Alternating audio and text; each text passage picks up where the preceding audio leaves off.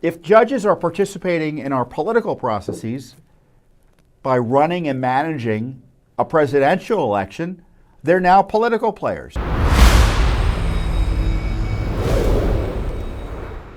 There's a real crisis here, and it's continuing in Fulton County, Georgia. It's continuing in New York City with President Trump, and here in Washington, D.C. And the developments have been as follows. In Washington, D.C., Judge Chutkan, who's the judge overseeing the president's, the Biden administration's effort to jail Trump for disputing the 2020 election, issued a gag order that is a brazen attack on the First Amendment rights of President Trump, effectively places Judge Chutkan in control of President Trump's campaign in terms of managing potentially what's said, and is really just straightforward election interference.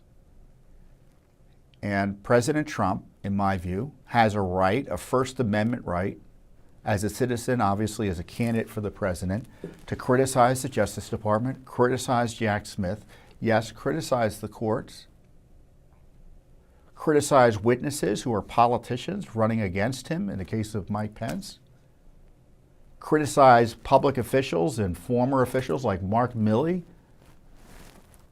the terrible former chairman of Joint Chiefs of Staff. But Judge Chutkan says no, he doesn't have those rights, and he has to police himself, and if he doesn't police himself, Judge Chutkan ultimately can hold him in contempt, throw him in jail. Now, Trump's lawyers appealed that order that's really unprecedented in terms of interference in the elections. And we'll see what happens. But in the meantime, up in New York, there was another gag order that's already been filed against Trump in that crazy case where Letitia James, the anti-Trump Democratic prosecutor, is trying to destroy Trump's businesses. And the judge in that case was angry that Trump had posted something about a staffer on the court. So he issued a gag order ordering Trump to take that down, and he did. Well, evidently, it was still up on his campaign website. And the judge decided, obviously, that Trump wasn't personally responsible for that oversight. But the judge said, you know, I don't care, I'm gonna fine you $5,000, and he did. And then I just saw, just before I came on, he said, I'm gonna do something even more severe, maybe even throw him in jail if there are any intentional or unintentional violations of my order. So that sounds like a kangaroo court to me, doesn't it to you? So you have this unprecedented interference by the judiciary in our elections, and of course the judiciaries now say, well, they don't want to be criticized. Well, if judges are participating in our political processes by running and managing a presidential election, they're now political players. And of course they should be criticized in a way previously they would otherwise wouldn't be criticized. And to tell American citizens they can't criticize them, to me, is an affront to free speech and the First Amendment. And no, you don't lose all your First Amendment rights because you're a defendant or you're in a court. And the idea that the president, the number one candidate for president of the United States, can't criticize the crazed special prosecutor, who I know is running an unethical operation because I saw it firsthand, without fear of being thrown in jail by an Obama judge, is an abomination unto the law.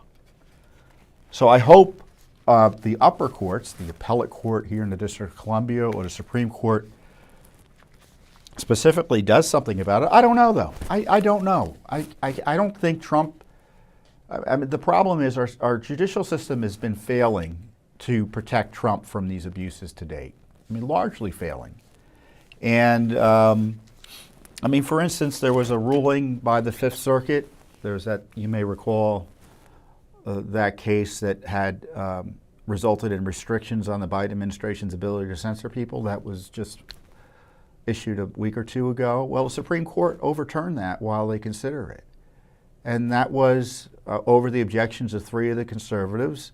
and those who wanted to allow the government to censor Americans in the meantime include Chief Justice Roberts, Justice Kavanaugh, and Justice Amy Coney Barrett.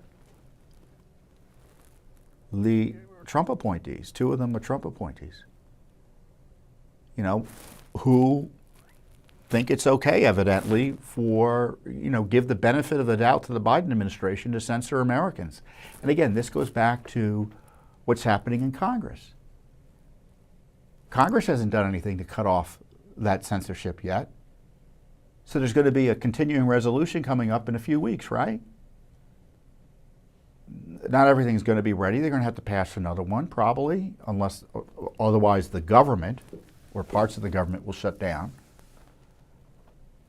And the position of, you know, the status quo politician types here in Washington, D.C., including many Republicans, is just keep on keeping on. Just fund it all. We're not going to restrict anything in exchange for continuing resolution. And there are people like me who suggest, modestly and humbly, that they should leverage this to ensure that the American people's civil rights are protected and not abused, that Trump isn't being put in jail and railroaded by the Biden administration in a way never seen before in American history. And down in Georgia, again, we had bad days for justice as well.